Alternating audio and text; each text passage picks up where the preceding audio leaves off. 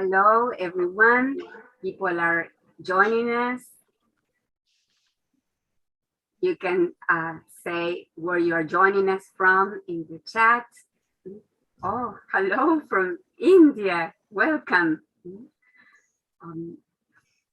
I'm Eleonora Salas, Director of Studies at TEYL Binational Center in Córdoba, Argentina. I want to welcome everyone to today's Teaching Capacity Building webinar. For those of you who are joining us for the first time, let me tell you that with the generous support of the US Embassy in Argentina, we started this professional development program for EFL teachers last year in response to the COVID-19 pandemic challenge, when all over the world, teachers had to transition to fully remote teaching overnight. I'm sure you know what that meant for all of us.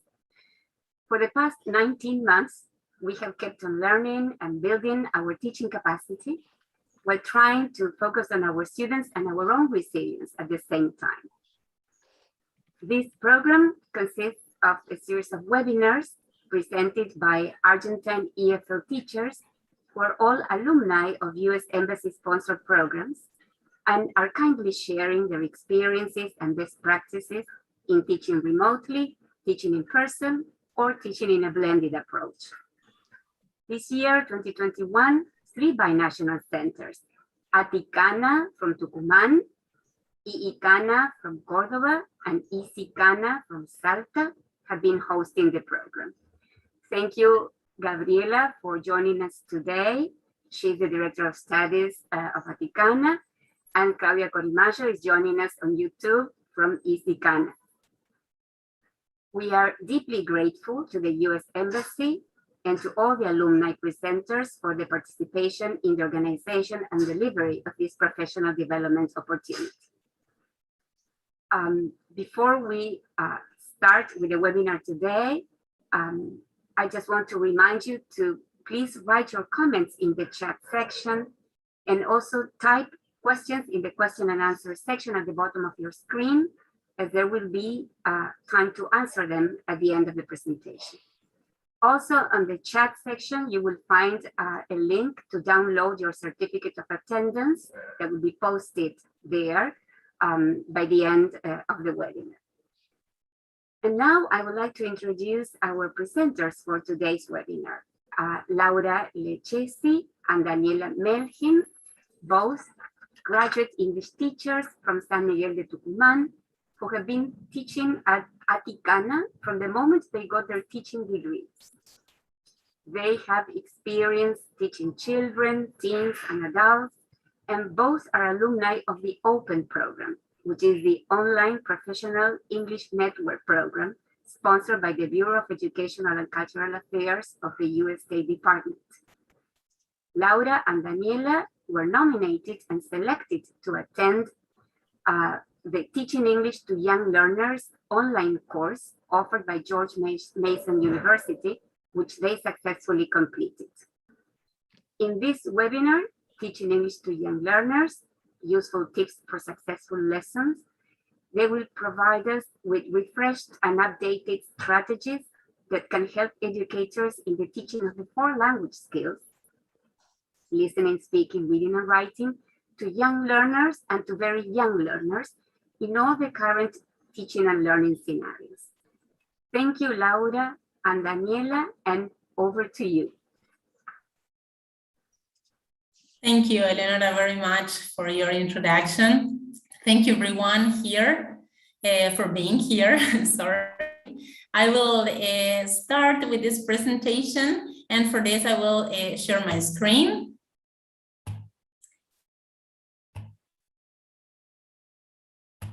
Okay, my partner, Laura, and I are going to share with you some tips for successful lessons when we teach English to young learners. When we talk about young learners, we say that they are children from 7 to 12 years old, and very young learners are under 7. I want to start with this presentation talking about a little bit the characteristics of the young learners. And I think that many of you should know the characteristics of young learners.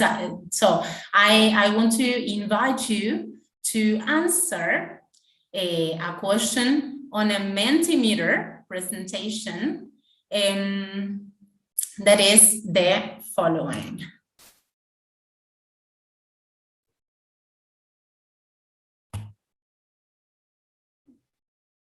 You are going to find on the chat box the link to enter to this Menti presentation.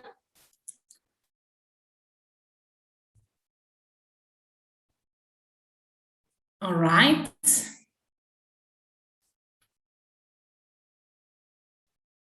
On this Menti presentation, you will have to answer a question that is, how do you know, or no, how do you know, what do you know about young learners? Can you name 3 characteristics of young learners? You can answer on the link that is in the chat box.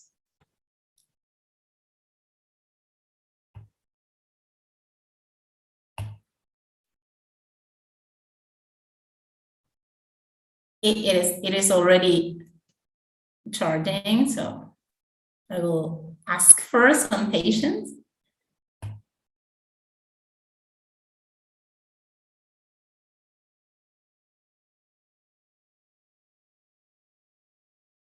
Okay, here we go. Here we have, how can you describe young learners? And I have some responses here. Thank you very much for your participation. They are motivated, that's correct. They are eager to participate. They are happy. Yes, this is very important. Happiness is very important for young learners to be willing to learn. When they are not happy, they don't learn as we want them to learn. They are enthusiastic, and that's correct. That is one of the best characteristics they have. I love working with young learners because they are always enthusiastic with the activities that you propose to them. When you work with adolescents, it doesn't work like that, you know? They are very happy participating. They are active. That's correct. I agree with you. They are creative, and that's fantastic. They are innocent also. I like this adjective. They are very intelligent. I agree. They love playing. That's correct. They are competitive, and that's correct. Also imaginative. They are curious, playful. Thank you for participating. Everything that you say here is correct. And I want to summarize this, you know, with, let me go back to this, my presentation. Okay. And everything can be summarized with this. They are kinesthetic learners, okay? They are kinesthetic learners because they love moving, as you said on this brainstorming. All right.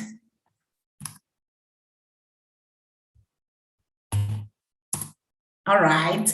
As it says over here, they like moving their bodies. So you can't pretend to keep them sitting still, you know. They love moving, and you have to take advantage of this characteristic because it can be useful for some classes to keep them active. They love to touch and play with objects. That is correct. They really love going outside. So once in a while is nice to take them outside. I was teaching them the parts of the house. For example, I work in primary school in the first grade. In both schools where I work, I'm in the first grade. and we were learning the parts of the house. So I took them outside and I draw a big house on the floor of the backyard, and I called them, for example, Juan, go to the garden, and he went to the garden. Go to the living room, and he had to go to the living room, and they had a lot of fun, and they were at the same time practicing the vocabulary. Okay, so going outside is a good option. If we think a little bit about it, they love PE lessons. I think they are their favorite ones. So I have to be like the PE teachers and take them outside once in a while. And I have a little message here. It says, so if you want to teach them what a ball is, then give them a ball to touch and throw. You have to take advantage of their characteristics, and they are going to learn everything, the vocabulary, the grammar, the pronunciation, but having fun at the same time. This is a ball. All right, and now, how do they learn? When we want to describe how they learn, we can name Piaget here, who said, they learn by doing, that is to say, interacting with their environment. On the picture here, on the right, they were my students at ICANA. We were studying the members of the family, and they had to build their own family tree using some color papers, pasting and having fun. They love cutting and pasting. And after they created their family tree, they had to show it to the class and to name the members of the family that they included in this family tree. They had a lot of fun, and they enjoyed this class very much. The use of realia or real objects is necessary for a successful learning. This is another tip. Realia, for example, if you are teaching them toys, for instance, you can make them bring their favorite toys to the class, and they are going to remember the vocabulary very, very fast. If you are teaching them the vocabulary, I have this written here. If they are teaching them the vocabulary of toys, make them bring their favorite toys to class, and they will get the vocabulary in one class. It's a very good idea. For food, also, if they are learning the vocabulary of food, you can make a picnic with them, and they will be super happy.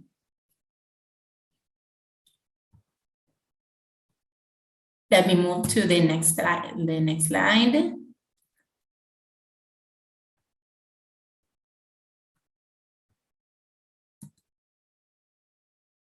I don't know why it's working a little bit slow.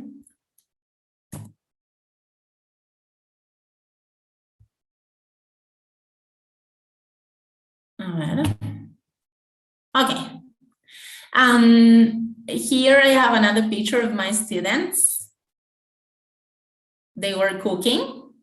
They were baking some cookies on a cooking workshop that we did there in ICANA. And on this section, I have a Brunner's theory. Brunner talked about scaffolding. I'm sure you've heard about this term, scaffolding. It comes from the building, the industry, and scaffolding. Scaffold is this structure that the builders use to step on when they are building a wall or something, to like a support, you know. And the comparison with the education in this case is because you are not going to build their learning. They are going to build their learning themselves. and you work as a guide through the content. You work as a support. That's how young learners get their knowledge. You know, they absorb, they get the knowledge from their environment. So you provide this environment. On the first item, it says they are social individuals that need the teacher's guide through the content. Another important thing on the second item is that the new content must be based on the previous knowledge to help them feel confident. When they feel confident, they are more likely to participate and to feel like safe when they talk, when they participate. And their participation is the most important thing in class. Another tip, is that you have to be ready to change. Why? Because you think that, sometimes you think that you've prepared the best class in the world. It has a lot of, I don't know, pictures, games, etc. But you suddenly realize that they are not paying attention at all. And okay, when they are not paying attention, they are not learning, they are getting bored. We don't want bored children in our classes. So you need to have a plan B because they are unpredictable sometimes. You need a plan B, and if they don't like the activity that you prepared, you need to have another one for changing in a moment.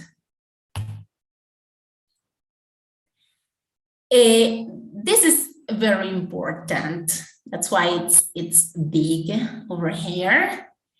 You need to model your expectations with young learners. You can't explain to young learners because it's useless. You need to model what you want them to do. Between brackets, I have this that says you have to show them what you are expecting them to do. So if you want them to use the simple present to express likes or dislikes about some food, for example, then you take a flashcard and you say, I like bananas. You take another flashcard and you say, I don't like broccoli. You need to use big gestures. You need to speak clearly, but naturally. And they are going to echo back. One tip for modeling your expectations is, for modeling the activities, is using puppets. Puppets are very, very useful as models. Now, I have two questions for you and I would like you to write the answers on the chat, okay? First, do we have to apply an English-only policy in our classes with young learners? What do you think?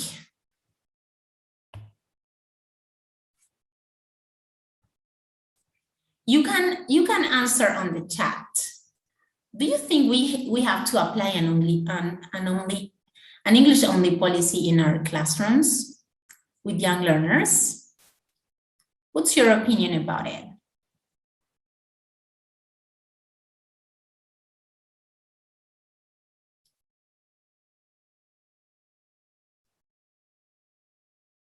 Yes, we do, says Jorge Abud.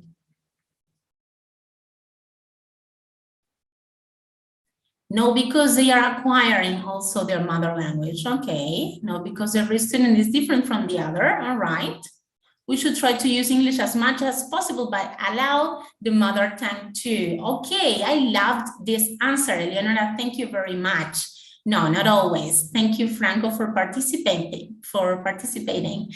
All right. Our classrooms are the only place the only places where they are exposed to the second language. So it is necessary to speak English during the whole class, you know, and we have to encourage them to speak English too. But sometimes some idiomatic expressions or some terms are a little bit difficult for them to understand in the second language. In those special cases, it is okay to use the native language, all right? But if necessary, only if it is extremely necessary, okay?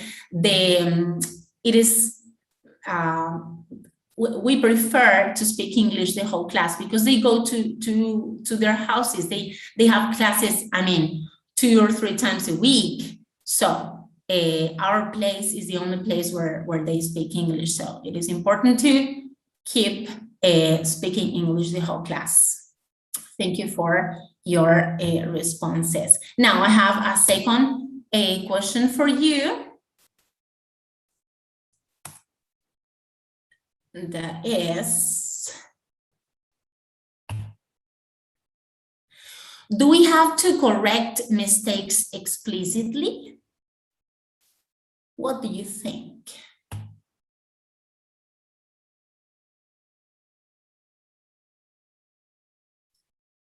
Do you think you should correct the mistakes explicitly? Okay, we could recast.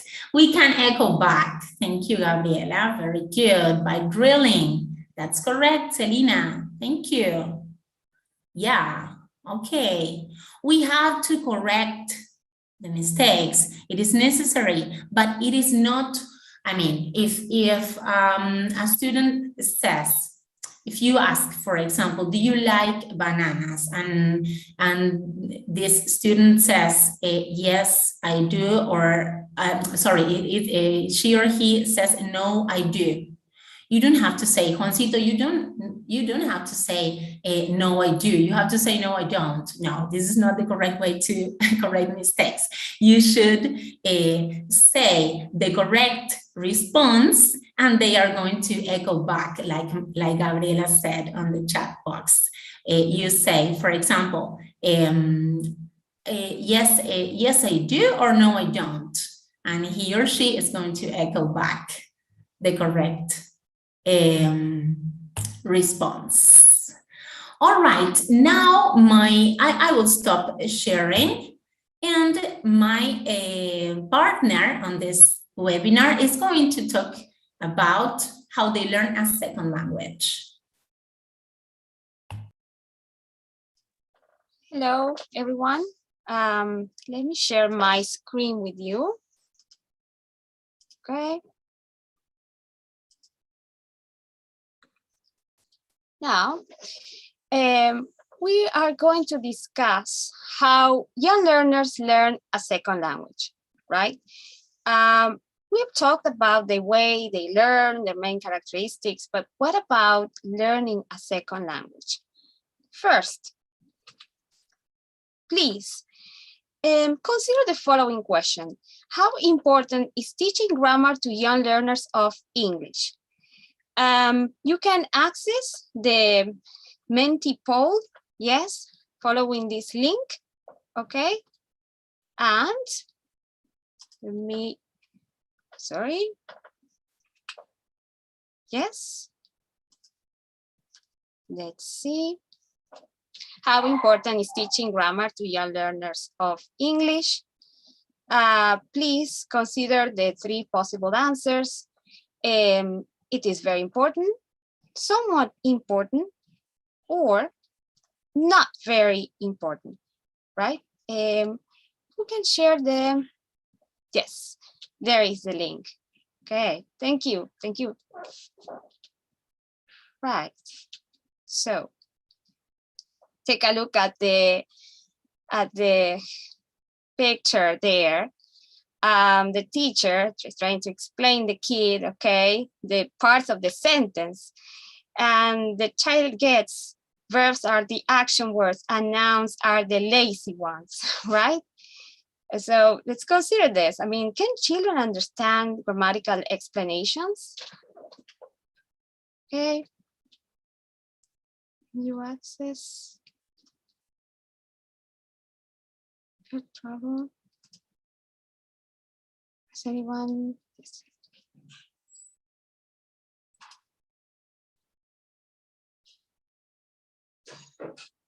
Hi.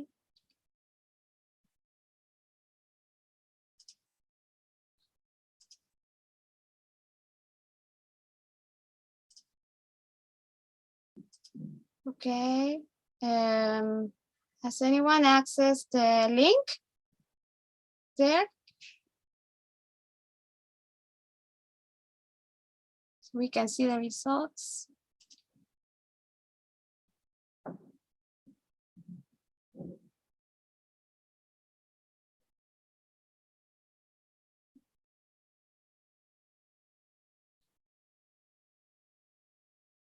No?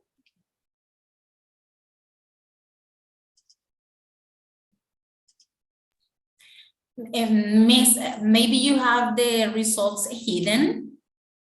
Ah, there. Yeah, there you are. There you are.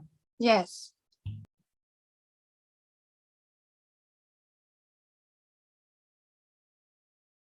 Is it necessary to sign up? I think, Laura, I don't know, I'm accessing from the phone, from the cell phone, but when I clicked on the link in the chat, I can only see the picture. Well, I don't know. here.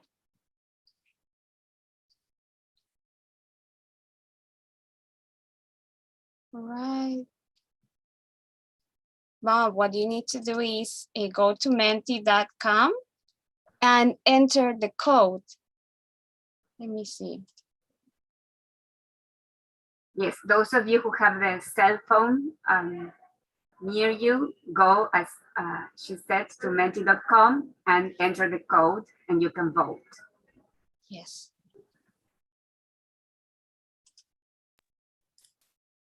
Maybe they can try the chat box if it doesn't work.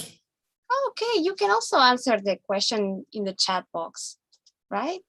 Yes, please go ahead in the chat box. Okay. The link is there now in the chat box. Mm-hmm.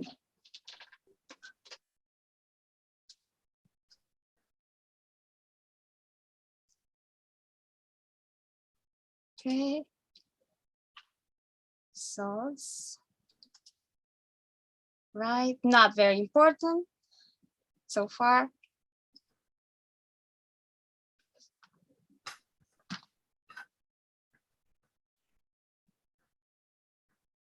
Somewhat important.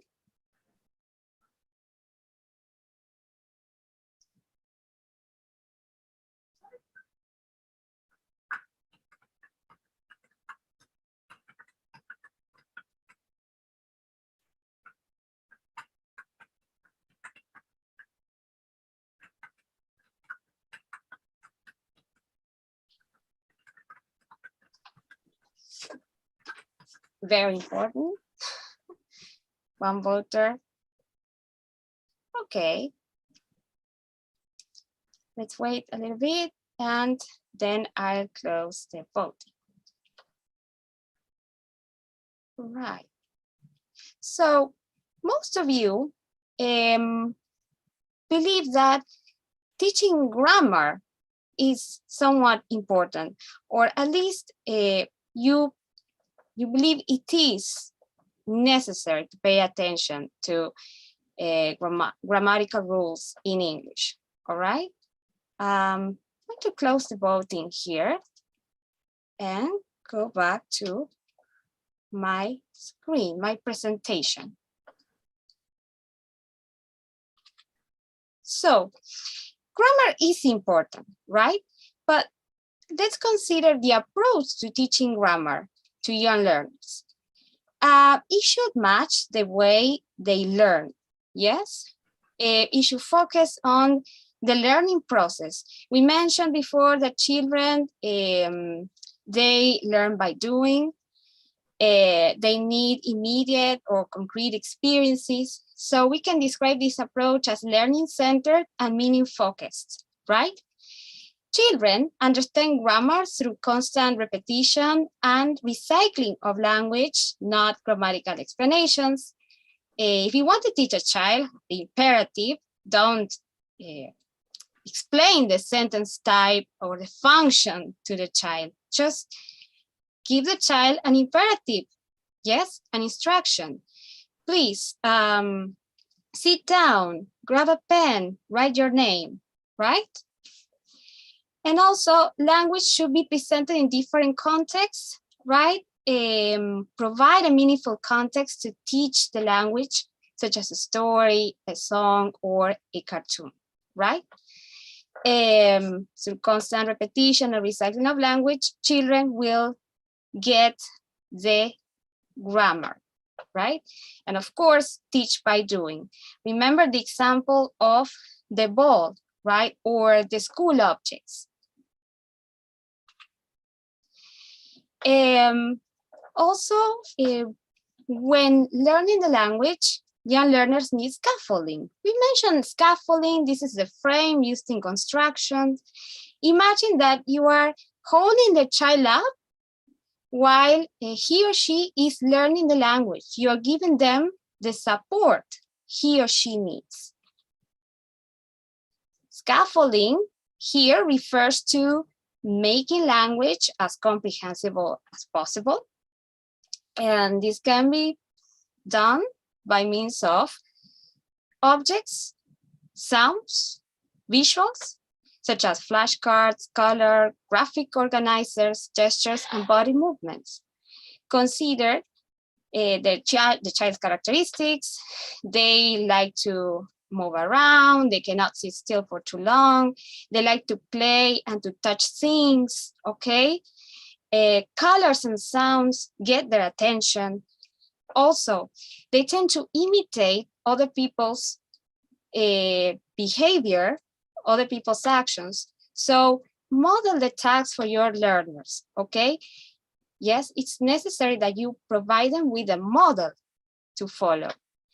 And of course, don't worry about using the L1 when necessary, yes? Because sometimes there are certain things that we cannot explain using English. So we may need to resort to the learner's first language. Then you can see some examples, objects, right? You can see toys, school objects like trays, magic cubes, painting, okay? They're very common in, especially in the lower levels, kindergarten, first grade. They need these concrete experiences in order to learn. And you can use real objects, you know, not designed for education, but useful for such purpose, okay? Also, sounds. You can make the child hear the sounds of the language, pay attention to vowels and consonants, for example, by pairing two words that have similar sounds together. For example, in this case, cat, hat, mug, bug, wild, child, right? They share one consonant and one vowel. Then in this way, they can get ready to work out the phonics. Yes, the sound and letter correspondence. You can teach them songs. Yes, they can remember songs, and in the songs they can remember, yes, they can perceive, right? The sounds of the language, for example, twinkle, twinkle, little star, how I wonder what you are, up above the world so high. They start to notice the rhymes, yes? And also in this case, you can see how, can you see, right? There are like some images that can help the child understand the song Twinkle Twinkle Little Star. Yes, which is a famous song in English, and it's been translated into other languages too. Visuals, maybe you know the flashcards. In this case, flashcards with all the adjectives and graphic descriptions. Anchor charts, yes.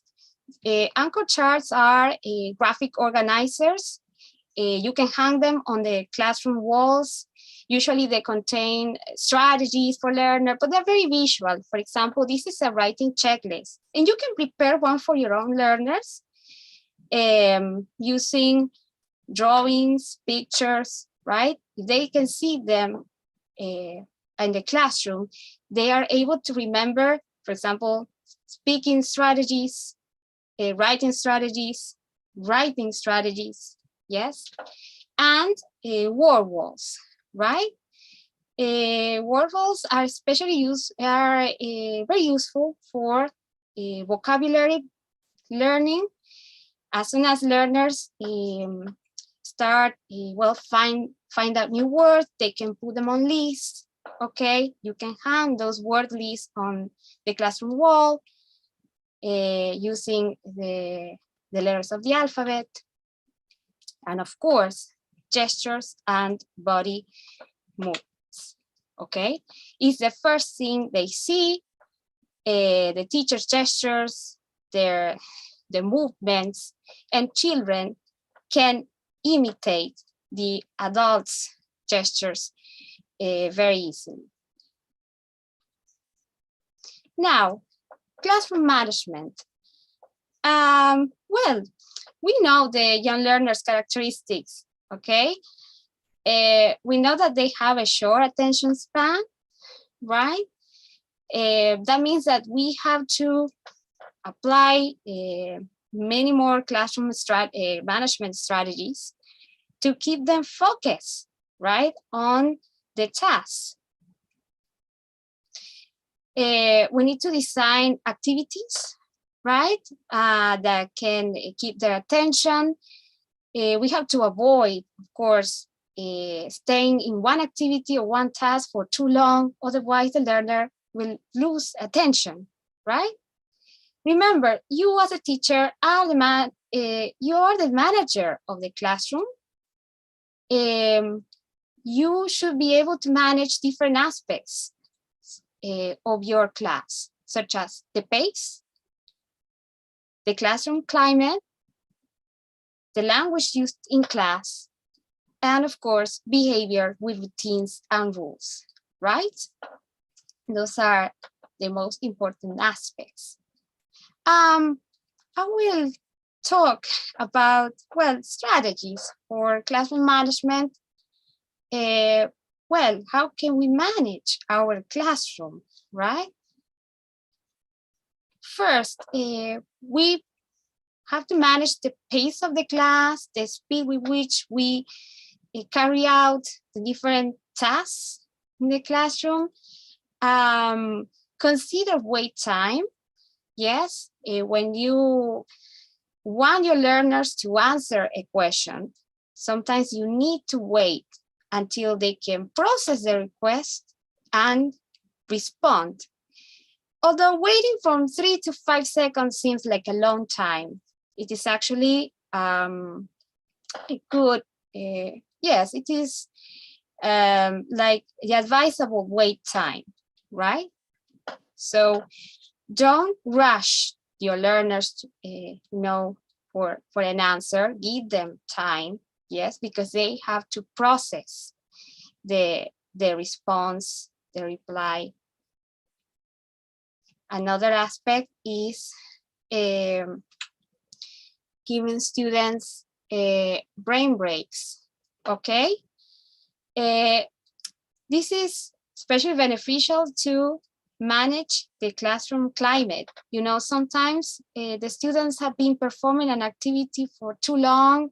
Maybe they've been sitting down for 10 minutes, writing on their notebooks for for a long time. Maybe they are tired, perhaps they are falling asleep.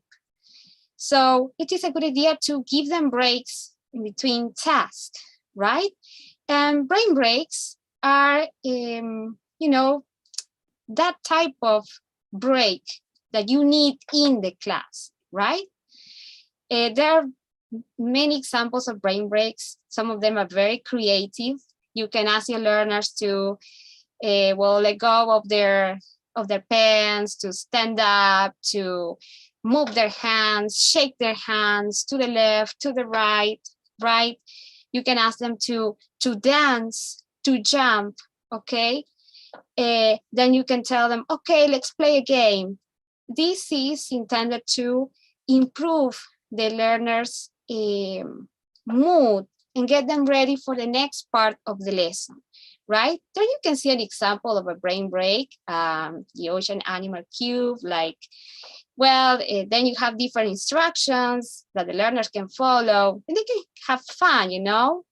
Swim like a fish, crawl like a crab, jump like a shark, wiggle like an octopus. They can have fun, right? And it's a break for them, okay? You can see many examples. I can't really choose just one because they are so fun.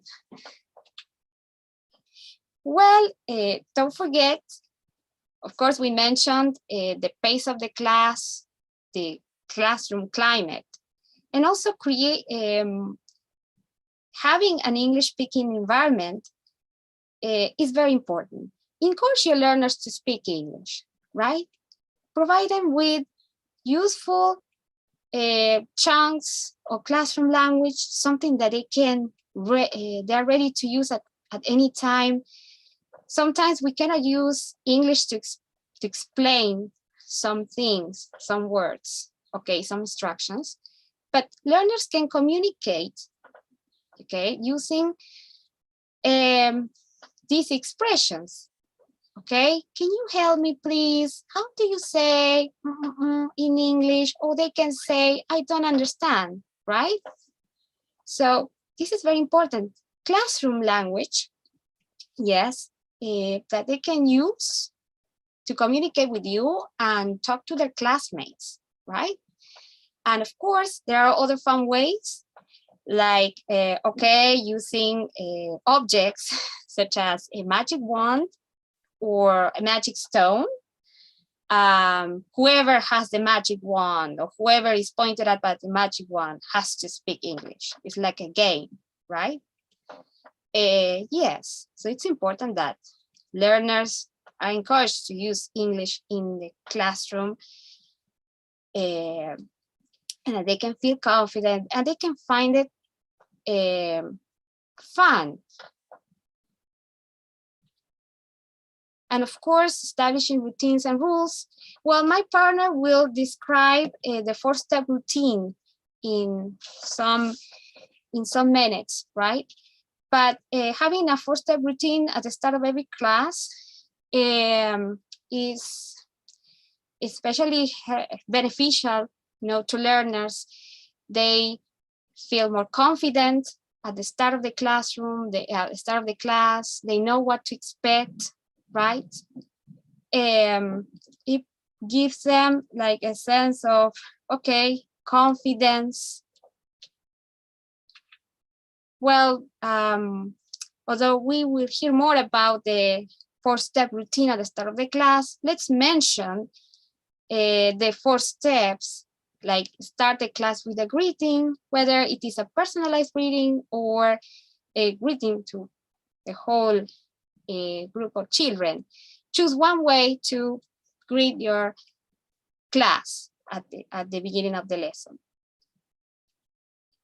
Take the attendance, right? Always take the attendance at the start of the class. Name their children, make them feel acknowledged. Establish day and date. This is a very common routine. You can write it on the wall, Sorry, you can write it on the board. Some teachers have like posters when they change the day and the number, okay, or the month or the year number. They just have to stick it, right? But this is a very important routine, and that the students answer the questions such as what day is, yes, what day is it? Or what day is it today, right? And well, you can also present the class objective with a technique known as SWIBAT or SWOBAT. You can see an example is when you tell the students the class objective at the beginning. SWIBAT is an acronym for students will be able to, right? You can write it on the board.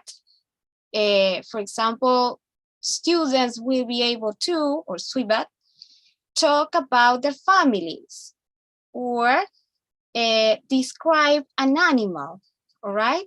Or you can personalize it. You can ask the children, students, what will you be able to do, right? At the end of the class. Okay. Well, let's talk about this topic, teaching reading and writing to young learners. Well, I have a question for you. The first question is, do you think that children can learn to read and write in both languages at the same time? Or do they need to learn these skills in the first language and then they can do that in the second language? What do you think? Can you transfer these skills from one language to the other at the same time? Do you need to become literate in one language first and then they can read and write on the other? Because, you know, when we talk about literacy, which is the ability to read and write, we have to mention the education system, right? You know that reading and writing are skills acquired through formal instruction, right? But in most education systems, where children begin to learn English at the age of 7, right? It's like they become literate in the first language, yes, and then in their second language. But what happens when children under 7 start learning English? Children age 4, 5, 6. The truth is that although they are building the literacy skills in the second language, they can do that, right? They can learn to, begin to learn to read and write in both languages, in English and in their first language, of course. There's no need to delay, for example, literacy instruction, or to focus only on oral language development, right? Most kindergarten courses focus on oral activities, but children can get ready, right? For learning to read and write, yes? This is known as early literacy. Well, the children acquire a number of skills and dispositions, okay, that precede learning to read and write. Children at this stage can learn to name and write alphabet letters, right? They learn what reading and writing can do. They can hear rhymes and sounds in songs in English. We mentioned this type of rhymes before. They can remember the rhymes in English, and they start to work out the phonics, okay? They can associate words to images, spell simple words, recognize and write their own names, listen to stories for meaning. This is very common. Read aloud activities with children's books, for example, The Very Hungry Caterpillar, which is with these books, it's a very famous book in the English language. It's very didactic, and children can get ready, to listen, right, to learn words such as the days of the week, the fruit. Remember, this is a story about a caterpillar that eats through fruit and leaves, right? And also different adjectives. Yes, they can learn these words through the read aloud activities. They can touch and see the books too. And well, before we finish, at least talking about literacy, let's stress an effective literacy program in English, okay? Well, remember that to build an effective literacy program, we need to consider some aspects. First of all, follow a balanced approach. Do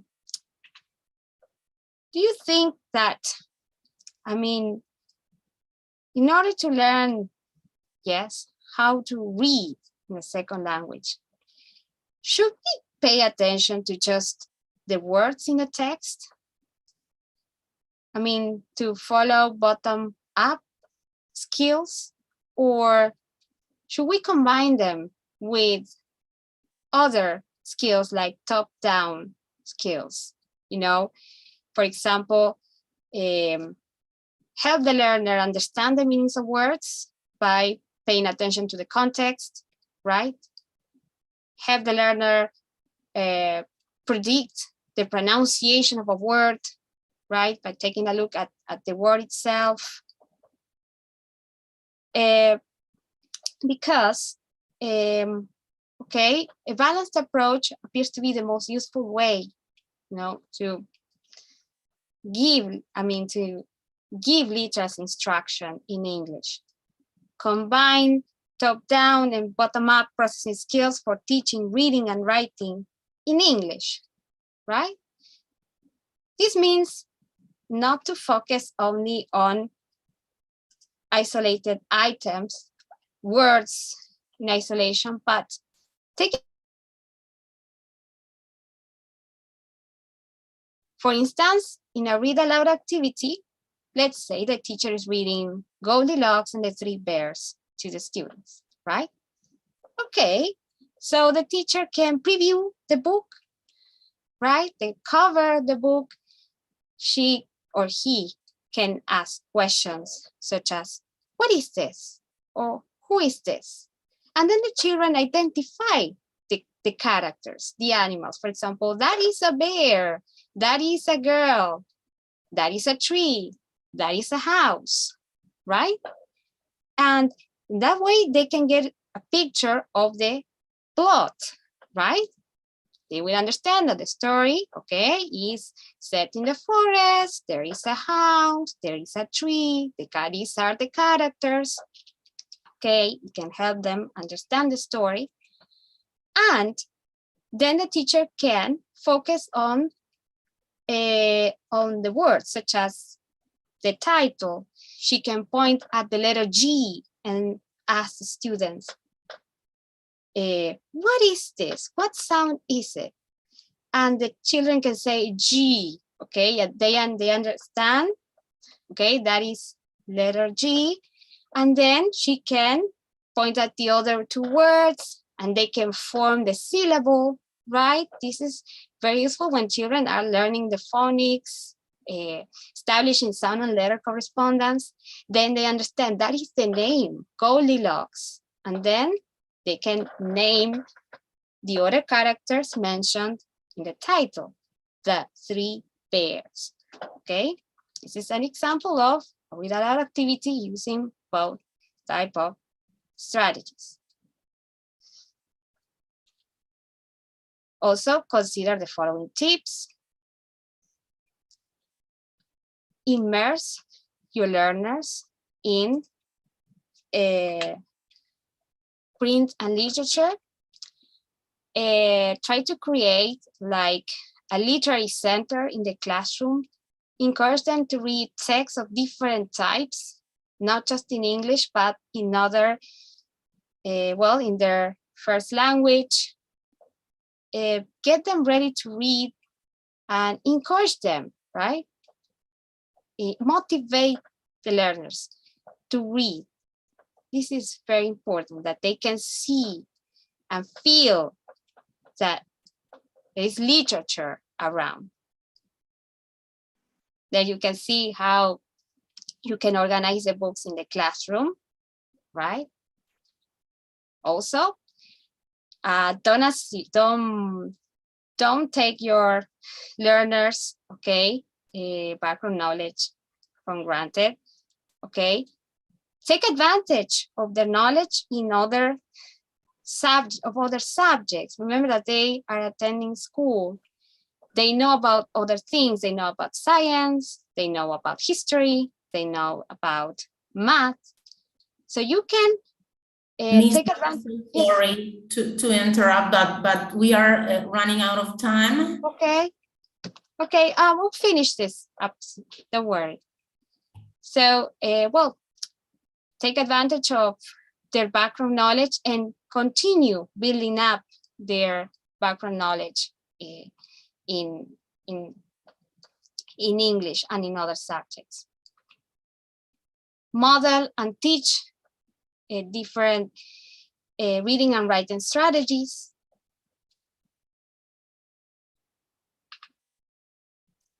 Well, of course, build, okay, the automatic, yes, have learners learn, okay, aid learners in the acquisition of high frequency words in the language, vocabulary items.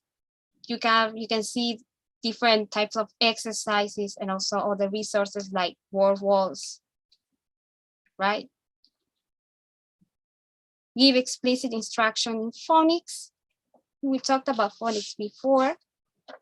Yes, devote time to phonics instruction in English. Keep in mind that your learners should be actively involved.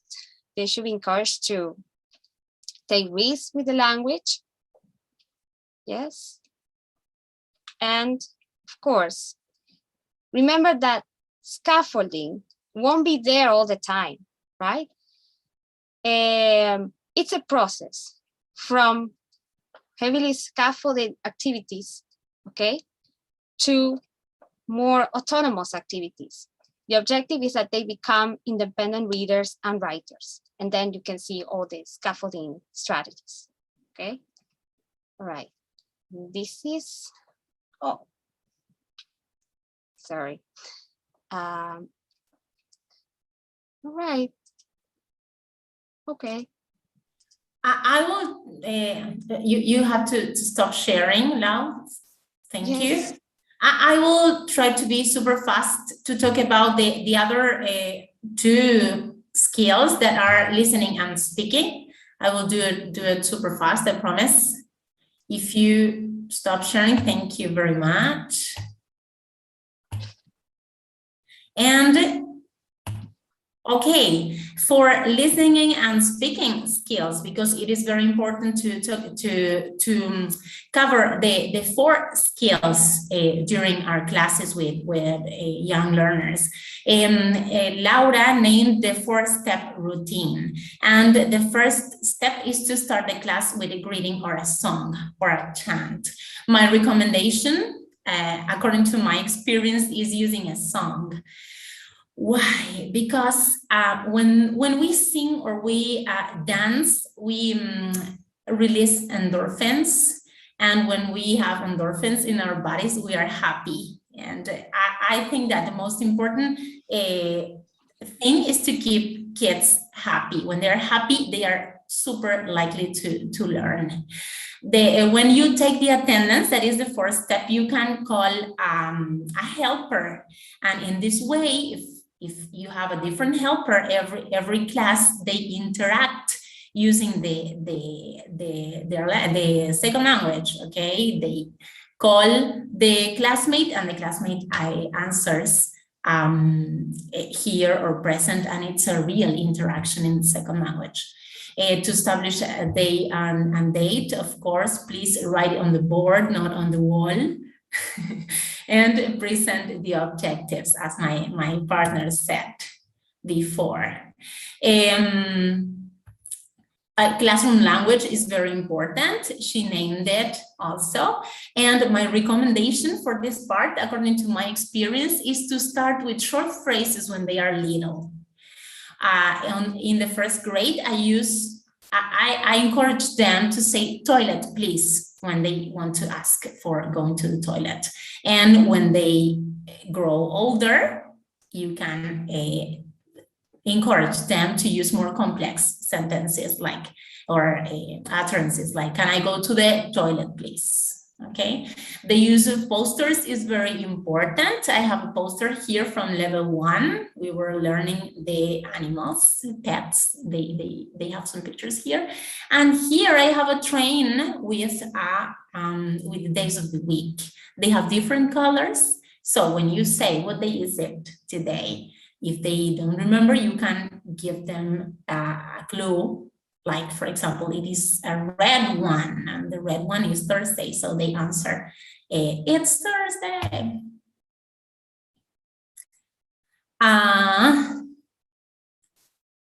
Okay, I have a little video here showing how the posters, how useful the posters are, but I think we don't have time for this video, but my presentation will be available for you, and you will be able to watch the video with about my students working with this poster. Okay. The last tips I have for you for practicing listening and speaking are 3. Keep the listening active. That means make them listen and do something to check comprehension. And as we saw at the beginning of this presentation, they are kinesthetic learners. So it is super useful to make them listen and do something with their bodies. For example, listen and point. If they are learning colors, listen and point to something red, and they have to point to something red inside the classroom. Listen and touch. If they are learning the body parts, you can say, listen and touch your head. Listen and touch your arm, for example. Listen and show. It is, for example, if they are learning school objects, you can make them listen and show their pen, for example, or their pencils. I have a little chant for showing objects, that is, come on everybody and show me your pen. They love it and they repeat it always. Use puppets. They prefer talking to a puppet than talking to you, and that's true. They can make their own puppets also using a piece of cardboard and a stick, and they interact using the puppets. They feel more, confident using the puppets, and they practice the language skills. Use fun tools, as my partner said. You can use a speaking tool like a magic wand. It is super useful, especially now that we can't. It is not recommendable to use a speaking stone because you have to hold the stone, and it is not a good idea in pandemic. But magic wand is perfect if you want them, if you want to encourage them to speak in English. And that is the end of our presentation. I appreciate so much your participation here. We are very, very happy to have had shared this our experience with you. My presentation and Laura's, sorry, Eleonora, will be able for you. You can email me if you want my presentation. I will share my email on the chat box. Let me write it on the chat box, and you can email for asking anything you need related to young learners, and I will be glad to help you. Please do, yes. Write your email, Daniela and Laura, on the chat. So all the participants who want to have your presentation can contact you. Thank you very much. I don't see any questions in the chat. Just, you know, thanking you and telling you that it was awesome. There you have the link for the certificate of attendance. I want to thank you because you summarized perfectly, you know, all the characteristics of young learners and how they learn a second language, and our, you know, duty as teachers to create the meaningful context for presenting the language, the use of stories and songs and chants, your tips on classroom management, you know, reminding us of the wait time that sometimes teachers forget, the brain breaks. You know, I wonder, you know, how the kids are going to imitate the float like a jellyfish, but they are great ideas. And like an octopus. And the magic wand, you know, instead of the speaking stone right now, that with the protocols we cannot, you know, handle objects and passing them around, especially the 4-step routine that you mentioned. We need to remember that to be, you know, successful at planning, you know, the whole lesson, and your tips for the active listening. Thank you very much, and thank you all the attendees today. And I want to invite you to join us next Tuesday, November 16th. That will be the last webinar of this Teaching Capacity Building Program 2021. Please check ICANNA's social media so that you register for the webinar. This will be the last one, and well, I will be presenting, sharing with you strategies and resources to generate and sustain capacity building. And we will discuss our learning journeys as teachers and our students' learning journeys. So thank you very much, and we hope to see you next Tuesday. See you soon. Thank you, Gabi. Thank you again, Daniela and Laura. Thank you. Thank you very much. Thank you. We'll be there in your presentation. Thank you. Bye-bye. Nora. Thank you. Bye-bye. It was a pleasure. Bye.